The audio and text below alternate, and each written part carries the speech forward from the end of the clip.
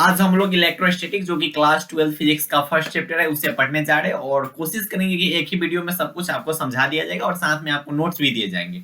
उस नोट्स को आपको बाद में रिवाइज करना है। जब वो नोट्स बाद में रिवाइज करोगे तो सब कुछ समझ में आएगा। अगर पहले ही आप उस नोट्स को रिवाइज करोगे तो आई थिंक उतना क्लियर नहीं हो पाएगा, लेकिन अगर वीडियो आप देखते हो उसके बाद अगर उस चीज को रिवाइज करोगे तो बहुत अच्छे ढंग से आप समझ सकते हो। ठीक है, तो भैया आप बोल रहे हो कि भैया बिहार बोर्ड के लिए पढ़ा रहे हैं और इलेक्ट्रोस्टैटिक पढ़ा रहे हो और वन शॉट में पढ़ा रहे हो, तो हाँ, जो सुन रहे हो सही सुन रहे हो। एक वीडियो में आपको सब कुछ क्लियर कर दिया जाएगा। ठीक है, एक तरीका से रिवीजन बोल सकते हैं या फिर वन शॉट सीरीज इसको बोल सकते हैं। ठीक है, वन शॉट सीरीज रिवीजन के लिए ही होता है। चैप्टर क्या भैया? इलेक्ट्रोस्टैटिक। इलेक्ट्रोस्टैटिक में नाम से ही पता चला है, इलेक्ट्रोस्टैटिक। इलेक्ट्रो मतलब क्या भैया? चार्ज। इलेक्ट्रो मतलब क्या भैया? चार्ज। और स्टैटिक मतलब होता है रेस्ट। मतलब क्या भैया? कि रेस्ट मतलब चार्ज को हमें रेस्ट में पढ़ना है। चार्ज को हम रेस्ट में पढ़ेंगे, उसको क्या बोलेंगे भैया? इलेक्ट्रोस्टैटिक। ठीक है, तो स्टडी अबाउट चार्ज यहाँ लिख सकते हैं। अगर इलेक्ट्रोस्टैटिक के बारे में हमें कुछ लिखना है, अब होता है ना कि कोई पूछता है भैया इलेक्ट्रोस्टैटिक में पढ़ना क्या है, तो चार्ज के बारे में हमें पढ़ना है। और जब रेस्ट में रहते study about charge, study about charge at rest. ठीक है, इतना बोल सकते हैं कि हम इलेक्ट्रोस्टैटिक में क्या पढ़ेंगे कि study about charge at rest. मतलब चार्ज जब भी रेस्ट में रहेगा उसका जब हम स्टडी करेंगे तो उसको इलेक्ट्रोस्टैटिक कहेंगे। बच्चे बोलेंगे भैया चार्ज का मतलब क्या होता है? चार्ज चार्ज बोलते जा रहे हो, चार्ज का मतलब क्या होता है? देखो, चार्ज एक ऐसा फिजिकल क्वांटिटी है जो कि मैग्नेटिक फील्ड या फिर इलेक्ट्रिक फील्ड को एक्सपीरियंस करता है, मतलब वो महसूस करता है या फिर फोर्स महसूस करता है। जैसे अगर कोई यहाँ पे चार्ज है, मान लो कि पॉजिटिव चार्ज है और ये कोई निगेटिव चार्ज है, तो चार्ज होने का मतलब है कि ये क्या हो गया कि भैया पॉजिटिव निगेटिव चार्ज सबको पता है कि आपस में अट्रैक्ट करते हैं, तो ये फोर्स यहाँ पे शो कर रहा है। तो जब भी चार्ज होगा तो चार्ज का मतलब क्या होगा कि भैया वो फोर्स एक्सपीरियंस करेगा। जब भी ये चार्ज है, पॉजिटिव पॉजिटिव चार्ज एक दूसरे को रिपेल करते हैं, जब रिपेल करेंगे तो यहाँ पे फोर्स एक्सपीरियंस होता है। तो जहां पे चार्ज है वहां पे फोर्स एक्सपीरियंस हो रहा है। ठीक है, तो इसमें चार्ज के बारे में भैया हम इलेक्ट्रिक फील्ड में भी पढ़ेंगे और मैग्नेटिक फील्ड में पढ़ेंगे। ठीक है, तो विच यहाँ लिख सकते हैं कि ऐसे नोट्स में पूरा सब कुछ लिखा गया होगा, विच एक्सपीरियंस फोर्स या फिर विच एक्सपीरियंस फोर्स या फिर which experience electric field as well as magnetic field या फिर electric field and magnetic field. ठीक है, तो चार्ज के बारे में हम क्या जानेंगे भैया? जहां पे चार्ज होगा वहां पे फोर्स एक्सपीरियंस होगा। ठीक है, इसको इलेक्ट्रोस्टैटिक में भी पढ़ना है और मैग्नेटिक फील्ड में भी चार्ज से रिलेटेड कुछ कुछ बातें पढ़नी है। ठीक, अब देखिए बिहार बोर्ड में एक क्वेश्चन पूछा जाता है कि प्रॉपर्टीज ऑफ चार्ज के बारे में हम कुछ बताइए कि चार्ज के बारे में आपको क्या क्या पता है, उसके क्या क्या गुण होते हैं। इसमें बिहार बोर्ड में क्वेश्चन पूछे जाते हैं यहाँ से कि प्रॉपर्टी ऑफ चार्ज बताइए, या फिर 4-5 प्रॉपर्टी लिखिए चार्ज के बारे में, या फिर 2 प्रॉपर्टी लिख दीजिए चार्ज के बारे में। तो चार्ज के बारे में सबसे मेन प्रॉपर्टी क्या है वो बता रहा हूँ। सबसे मेन देखो, जो लाइक चार्जेज होते हैं वो एक दूसरे को रिपेल करते हैं। ठीक है, लाइक चार्जेस यहाँ लिखना सही होगा, लिख देते फिर मिटा देंगे क्योंकि नोट्स में होंगे। लाइक चार्जेज जो होते हैं, लाइक चार्जेज एक दूसरे को क्या बोलते हैं भैया? और अनलाइक चार्ज क्या करते हैं वो बता रहा हूँ। अनलाइक चार्ज क्या करते हैं, देखो लाइक चार्ज का मतलब क्या होता है और अनलाइक चार्ज का मतलब क्या होता है। लाइक चार्ज एक दूसरे से दुश्मनी करेंगे, हाँ ठीक है, दुश्मनी करेंगे। ठीक है, और अनलाइक चार्जेस एक दूसरे से दोस्ती करेंगे, दोस्ती। अब देखो समझाना कैसे, देखो लाइक चार्जेस का मतलब हुआ कि समान चार्जेस, एक दोनों चार्ज एक होंगे। अब मान लो कि तुम हो और तुम्हारा कोई दोस्त है, ये भी हो गया वो और ये भी हो गया बॉय। ठीक, तो बॉय बॉय में ना होता है। और दूसरा एक एग्जांपल ले रहे, यहाँ पे है भैया बॉय और यहाँ पे है भैया गर्ल। ठीक, तो ये क्या हो गया भैया? लाइक हो गया, ये हो गया अनलाइक, मतलब ये सेम हो गया और ये अलग हो गया। तो अक्सर गेस करते होंगे कि जो ये दोनों होते हैं इस दूसरे के बीच में क्या होता है भैया? अट्रैक्शन होता है, अट्रैक्शन होता है। ठीक है, समझ सकते हो ना, इस दोनों के बीच में अट्रैक्शन होता है। लेकिन अगर दो अगर हो जाएंगे ना, दो अगर छुछुन्नर एक साथ मिल जाते हैं तो वहां पे रिपल्सन हो जाएगा, दुश्मनी होने लगता है, तू जो उधर तू जो। देखो यहाँ पता है क्या होता है कि देखो, अगर तुम्हारा कोई दोस्त है उसको कोई बात बोलोगे तो बातें नहीं मानेगा, छुछुन्नर है वो बातें नहीं मानेगा, मानेगा ही नहीं बात जल्दी। और वहीं पे अगर उसी दोस्त को कोई अगर लड़की बोल दे, कुछ भी बोल दे, कुछ भी कुछ वो बोल दो, गालियों दे दे, तो वो उस बात मानेगा, अरे यार बोल दी, देखो वो बोल दी। ऐसा होता है। ठीक है, इसलिए बोला जाता है कि जो लाइक चार्जेस होते हैं वो एक दूसरे को क्या करते हैं भैया? दुश्मनी करते हैं। मतलब क्या हुआ कि अगर बॉय हो तो बॉय से तुम दूर भागोगे, अगर वहीं पे कोई लड़की कुछ बोल देगी तो उसके बहुत पास जाओगे, गाली दे देगी फिर भी पास जाते हो। होता है ना ऐसा कि फोन में किसको किए, ठीक है, दोस्त की गर्लफ्रेंड का नंबर ले लिया, उसको फोन कर दिए, अब वो कॉल करते गलिया दी, उसके बाद भी उसके प्रति तुम अपने माइंड में सोचोगे, अच्छा खासा सोचोगे। और कोई दोस्त है तुम्हारा, एक दिन गाली दी दे या ना, तो बस उसके सामने इतना तुम ज्ञान धरने लगोगे, थोड़ा सा दोस्ती तोड़ लेंगे, तो हमको गाली कैसे बोल दिया, तुम हमको ऊंचा आवाज में बात कैसे कर लिया। ऐसा होता है। इसलिए बोला जाता है कि जो लाइक वाले होते हैं जो समान वाले होते हैं वो एक दूसरे से दुश्मनी करते हैं, और जो अनलाइक होते हैं वो एक दूसरे से क्या करते हैं भैया, क्लोज आते हैं। तो इसलिए लाइक चार्जेस जो होते हैं एक दूसरे को अट्रैक्ट रिपेल करते हैं, ठीक है, और अनलाइक चार्जेस होते हैं एक दूसरे को अट्रैक्ट करते हैं, मतलब आपस में खिंचाव, ठीक है। तो यहाँ पे अगर ये है तो एक दूसरे से दुश्मनी करेगा, तो यहाँ पे क्या होगा भैया, रिपल्सन होगा, ठीक है, यहाँ रिपल्सन क्रिएट होगा। और यहाँ पे जब अनलाइक होगा, अनलाइक मतलब अलग अलग होंगे, अलग अलग होंगे, ये होंगे और ये होंगे, तो इस दोनों के बीच में अट्रैक्शन होगा। और इसी अट्रैक्शन के बाद क्या होता है भैया, ये होता है ये, और इसके बाद क्या होता है,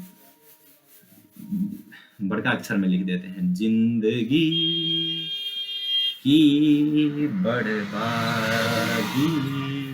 ये होता है, ठीक, जिंदगी की बर्बादी, ये होगा पहले, ठीक, ये और ये आए, ठीक, ध्यान से सुनो, ये और ये आए, उसके बाद अट्रैक्शन होगा, सबको पता है, वो आए कर लिया, फिर पॉजिटिव नेगेटिव चार्ज आएंगे, आपस में अट्रैक्शन होगा, अट्रैक्शन होगा, उसके बाद ये होगा, अगर ये हो गया, ये हो गया, उसके बाद ये होगा, ठीक, यही होता है, यही होता है जिंदगी में, ठीक।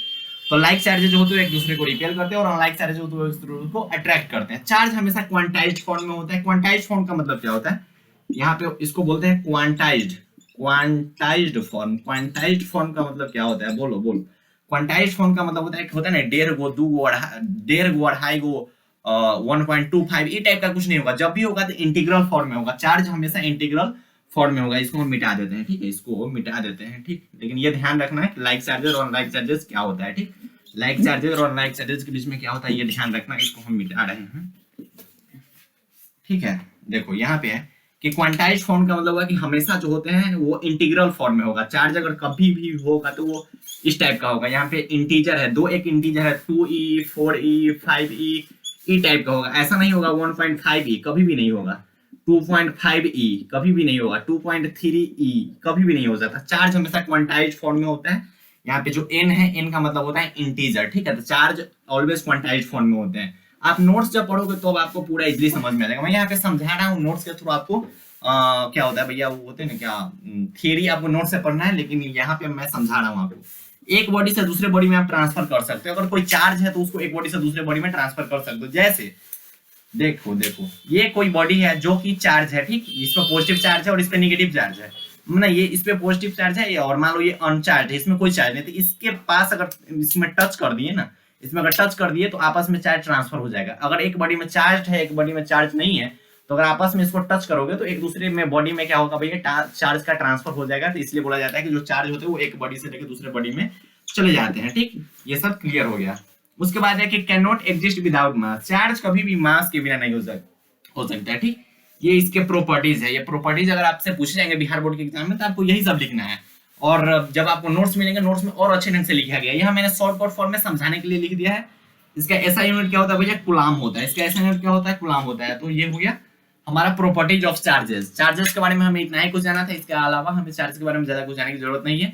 और बिहार बोर्ड में क्वेश्चन आएगा तो प्रॉपर्टीज ऑफ चार्जेस से क्वेश्चन आएंगे, इससे वगैरह ऐसा नहीं आता। इलेक्ट्रिक चार्ज क्या होता है, बहुत रेयर केस में क्वेश्चन आ सकते हैं, वो भी ऑब्जेक्टिव में आ सकते हैं। लेकिन प्रॉपर्टीज ऑफ चार्जेस से सब्जेक्टिव क्वेश्चन बनने की संभावना होती है, ठीक। अब होता है method of charging. Method of charging से भी सब्जेक्टिव क्वेश्चन पूछे जाते हैं, ठीक। अब भैया मेथड ऑफ चार्जिंग क्या क्या होते हैं उस पर कुछ बातें करते हैं।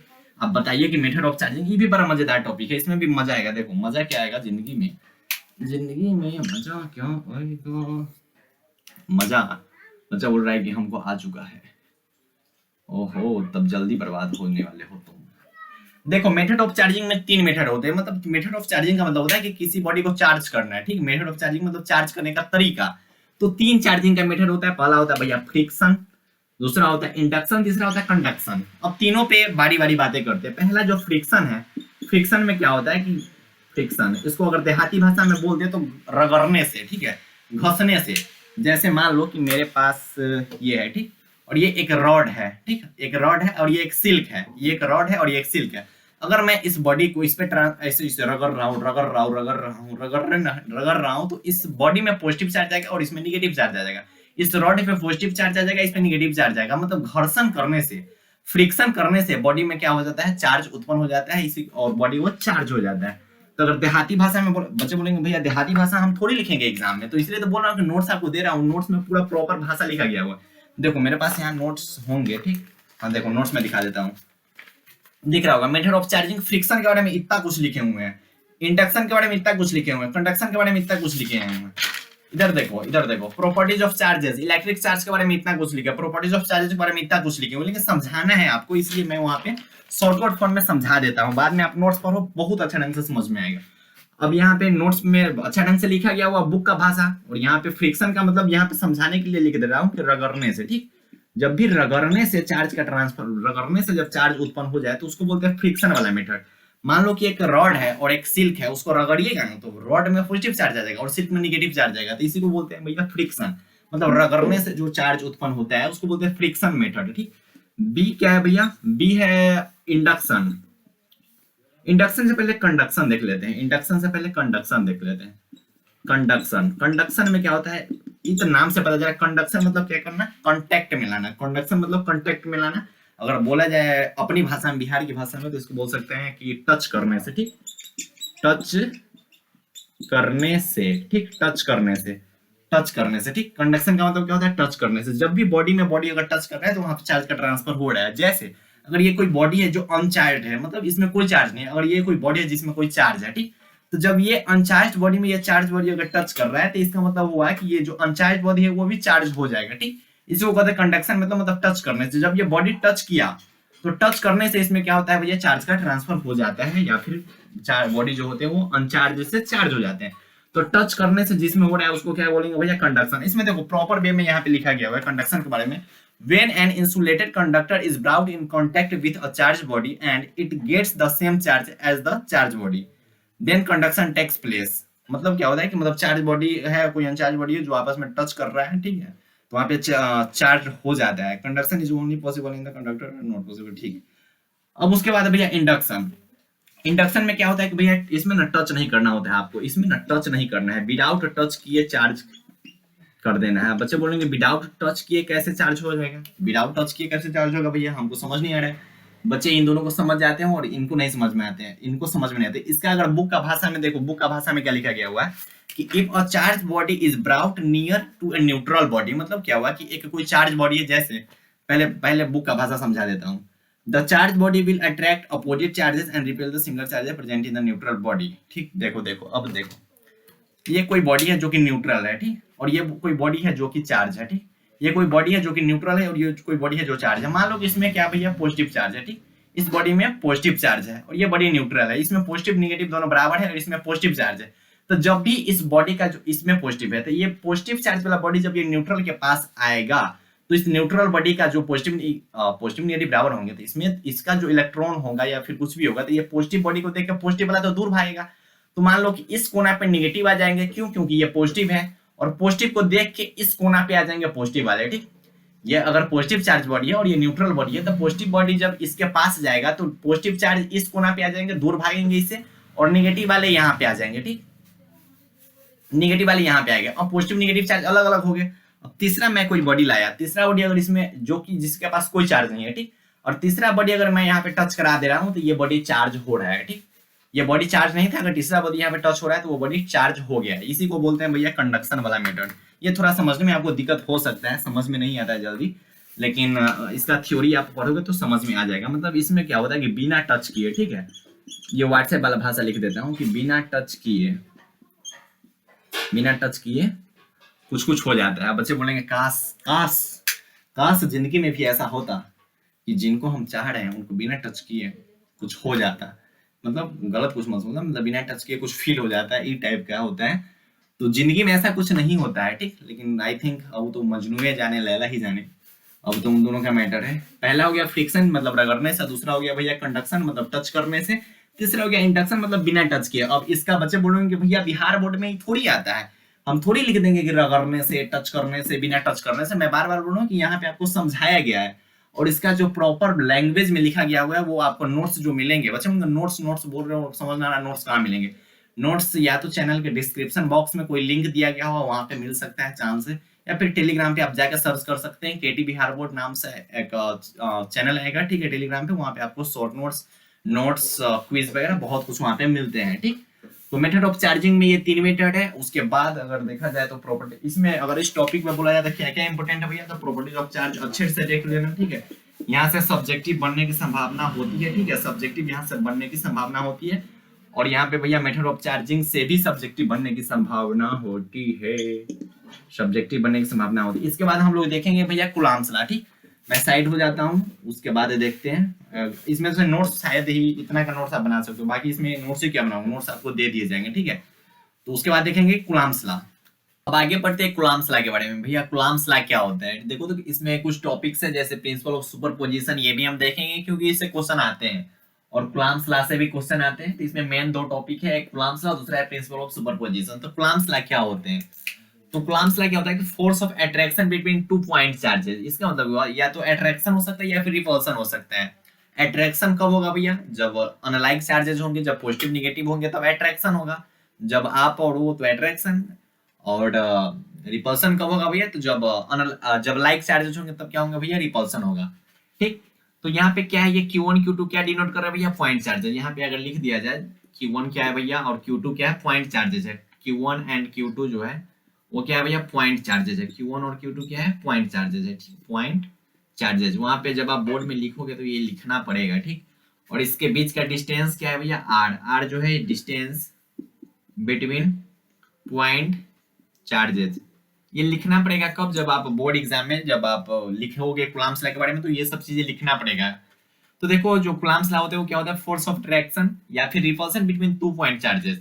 और इसका मतलब है कि जो फोर्स होता है वो डायरेक्टली होता है चार्ज के Q1 और Q2 के मल्टीप्लिकेशन के। कूलम्ब्स लॉ यही बताता है कि जो फोर्स होते हैं, फोर्स जो इस दोनों के बीच में जो फोर्स लगते हैं, वो फोर्स जो होते हैं वो चार्ज के मल्टीप्लिकेशन के डायरेक्टली होते हैं, और इसके बीच का जो डिस्टेंस होता है उसके स्क्वायर का इनवर्सली होता है।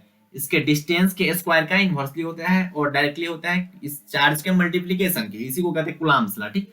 कूलम्ब्स लॉ क्या होता है कि डायरेक्टली होते हैं चार्ज के मल्टीप्लिकेशन के, ठीक है, और स्क्वायर डिस्टेंस के इनवर्सली होता है, ठीक। यही होता है कूलम्ब्स लॉ। कूलम्ब्स लॉ में हमें यही जानना था। अब इसी को तोड़ के आगे लिख देते हैं कि F बराबर, जब ये कांस्टेंट हम लोग हटाएंगे तो F को डायरेक्टली हम लिख सकते हैं Q1 Q2 divide by R square.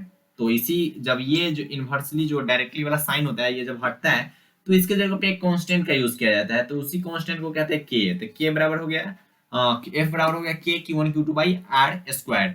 K जो होता है वो एक इलेक्ट्रोस्टैटिक कांस्टेंट होते हैं। K क्या होते हैं भैया, के जो होते हैं वो इलेक्ट्रोस्टैटिक कांस्टेंट होते हैं। के जो होते हैं वो इलेक्ट्रोस्टैटिक कांस्टेंट होते हैं, यहाँ पे लिख देता हूँ के बारे में, ठीक है। के जो होते हैं वो क्या होते हैं भैया, इलेक्ट्रोस्टैटिक कांस्टेंट होते हैं, इलेक्ट्रोस्टैटिक कांस्टेंट होते हैं के, ठीक है। अब के का भी एक वैल्यू होता है, तो इसको लिख सकते हैं के को 1/4 पाई एप्सिलॉन नॉट, ठीक। के जगह पे Q1 Q2 divide by R square. तो कूलम्ब्स लॉ का फॉर्मूला आप या तो इस बेसिस पे देख सकते हैं या फिर इस बेसिस पे आप देखते होंगे कहीं भी, तो ये होते हैं या फिर ये होते हैं। F इज इक्वल टू के Q1 Q2 बाई स्क्वायर, या फिर F is equal to 1/4 pi epsilon naught Q1 Q2 by R square. बच्चे बोल रहे हैं भैया ये तो पाई समझ में आ रहा है कि मैथमेटिक्स क्या है, ये क्यू नॉट एप्सिलॉन नॉट क्या है। एप्सिलॉन नॉट होता है कि परमिटिविटी इन फ्री स्पेस। बच्चे बोलेंगे भैया परमिटिविटी क्या होता है, तो वो भी बताता हूँ। जैसे परमिटिविटी होता है कि मीडियम का जब हमें मेजरमेंट करना होता है तो उसके लिए परमिटिविटी का यूज किया जाता है। तो परमिटिविटी एप्सिलॉन नॉट होता है परमिटिविटी इन फ्री स्पेस, मतलब फ्री स्पेस में परमिटिविटी। और किसी मीडियम में परमिटिविटी को डिनोट किया जाता है ओनली एप्सिलॉन से, ठीक। तो F is equal to 1/4 pi epsilon naught Q1 Q2 by R square. मतलब K का वैल्यू होता है, क्या होता है भैया, 1/4 पाई एप्सिलॉन नॉट। K का वैल्यू होता है 1/4 पाई एप्सिलॉन नॉट, या फिर 9 × 10⁹ nm square divide by c square, ठीक। ये बच्चे बोल रहे हैं भैया क्या है, newton metre square upon coulomb square, ठीक। एप्सिलॉन नॉट हो गया भैया permittivity in free space. Epsilon naught का एक वैल्यू भी होता है, एप्सिलॉन नॉट का वैल्यू यहाँ पे दिया गया हुआ है। ये सब ऑब्जेक्टिव में पूछे जा सकते हैं, इसलिए मैंने यहाँ पे लिख दिया है। इसके काम है ऑब्जेक्टिव में पूछे जाने के, या फिर आप जब कूलम्ब्स लॉ को आप होता है ना कि डिस्क्राइब करोगे कुछ, अगर कूलम्ब्स लॉ के बारे में लिखना है, अगर 5 मार्क्स का क्वेश्चन आ गया तो ये सब कुछ लिख देना, क्योंकि कूलम्ब्स लॉ के बारे में वो लिख रहा है तो सब कुछ लिखना पड़ेगा। अब होता है कि कूलम्ब्स लॉ को वेक्टर फॉर्म में भी हमें देखना होता है। कूलम्ब्स लॉ का वेक्टर फॉर्म भी कभी कभी पूछा जाता है। यहाँ पे सेम है सब कुछ, यहाँ भी पॉइंट चार्जेस, यहाँ भी पॉइंट चार्जेस, लेकिन यहाँ पे हमें वेक्टर फॉर्म में दिखाना होगा। यहाँ पे डिस्टेंस वही है, यहाँ पे डिस्टेंस r ही है, लेकिन यहाँ पे वेक्टर फॉर्म में पोजीशन वेक्टर के थ्रू यहाँ पे डिनोट किया गया है कि position vector of 1 with respect to 2, ठीक। r12 मतलब position vector of 1 with respect to 2। ये वेक्टर आप जब 11th पढ़े होगे तो उसमें आपको पढ़ना होगा। इसका मतलब हो गया फोर्स ऑन 1 ड्यू टू 2, मतलब फोर्स ऑन 1 ड्यू टू 2, जो कि फोर्स इधर वाला जो फोर्स होगा, फोर्स ऑन 1 ड्यू टू 2, इसको वेक्टर फॉर्म में हम यहाँ पे ये लिख दिए हैं, ठीक। अब इस यहाँ पे क्या भैया, आर कैप को फिर से अगर हम तोड़ेंगे तो यहाँ पे आर क्यूब आ जाएगा। देखो यहाँ पे लिख देता हूँ 1/4 pi epsilon naught epsilon R, इतना तो हो गया, ठीक। Q1 का Q1, Q2 का Q2।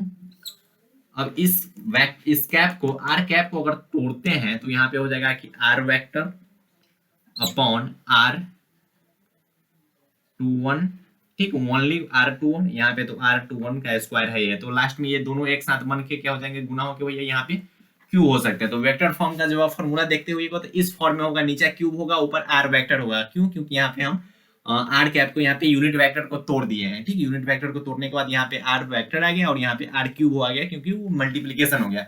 तो वेक्टर फॉर्म के बारे में बस इतना ही कुछ जानना है। हाँ, वेक्टर फॉर्म के बारे में यहाँ पे ये भी बोल सकते हैं कि फोर्स ऑन 1 ड्यू टू 2 जो वेक्टर होता है वो लगभग सेम होगा force on 2 due to 1 with negative sign, मतलब दोनों का अपोजिट डायरेक्शन होगा, लेकिन फोर्स जो 1 पे 2 लगाएगा वही फोर्स 2 पे 1 लगाएगा, ओनली उसका डायरेक्शन चेंज होगा, ठीक।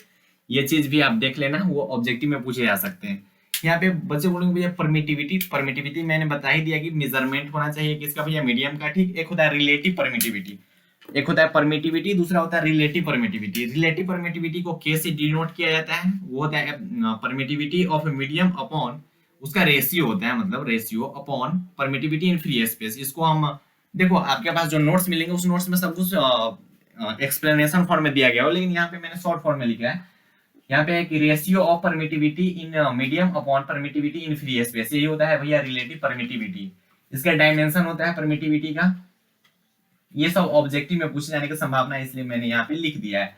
तो कूलम्ब्स लॉ हम देख लिए, ठीक। उसके बाद भैया प्रिंसिपल ऑफ सुपरपोजिशन, यहाँ से एक क्वेश्चन सब्जेक्टिव पूछे जाने की संभावना होती है 2 मार्क्स वाले, ठीक है। यहाँ से सब्जेक्टिव पूछे जाने की संभावना होती है। प्रिंसिपल ऑफ सुपरपोजिशन से आप क्या समझते हैं उसको लिखना होता है। तो resultant force acting on a group of charge is equal to the vector sum of individual force. बस प्रिंसिपल ऑफ सुपरपोजिशन में यही जाना है कि किसी भी इंडिविजुअल फोर्स होता है ना, मतलब इंडिविजुअल मतलब एक एक करके जो होता है फोर्स, उस सब का सम जो होता है वो रिजल्टेंट फोर्स, वही बोलता है कि प्रिंसिपल ऑफ सुपरपोजिशन होता है। मतलब इंडिविजुअल फोर्स का जो सम होता है वेक्टर सम, वही होता है, और रिजल्टेंट जो होता है उसी को कहते हैं प्रिंसिपल ऑफ सुपरपोजिशन, ठीक है। तो आपके नोट्स में इसको डिस्क्राइब फॉर्म में दिया गया होगा। तो हम लोग कूलम्ब्स लॉ भी देख लिया और इधर हम वेक्टर प्रिंसिपल ऑफ सुपरपोजिशन भी देख लिए। ये एक पार्ट हम लोग खत्म कर चुके हैं। उसके बाद नेक्स्ट पार्ट का लिंक डिस्क्रिप्शन बॉक्स में दिया गया होगा, ठीक है। छोटा छोटा पार्ट करके कवर कर रहे हैं हम लोग, क्योंकि एक साथ जो ज्यादा वेटेज होगा वो पढ़ने में भी थोड़ा दिक्कत होता है। तो पार्ट बाय पार्ट 2 से 3 पार्ट में हम लोग इलेक्ट्रोस्टैटिक को खत्म कर जाएंगे। लेकिन ये वन शॉट पढ़ाई ही है, ठीक है। ये वन शॉट पढ़ाई है, लेकिन हम एक साथ नहीं दे पा रहे हैं 1 घंटा का। इसको 20-20 मिनट 25-25 मिनट करके 2 या फिर 3 पार्ट में डिवाइड कर देंगे, ठीक है। तो नेक्स्ट पार्ट डिस्क्रिप्शन बॉक्स में होगा, उसे देख लीजिए। उसमें electric field lines of forces, उसके आगे के होंगे गॉस लॉ वगैरह सब कुछ होंगे, ठीक है।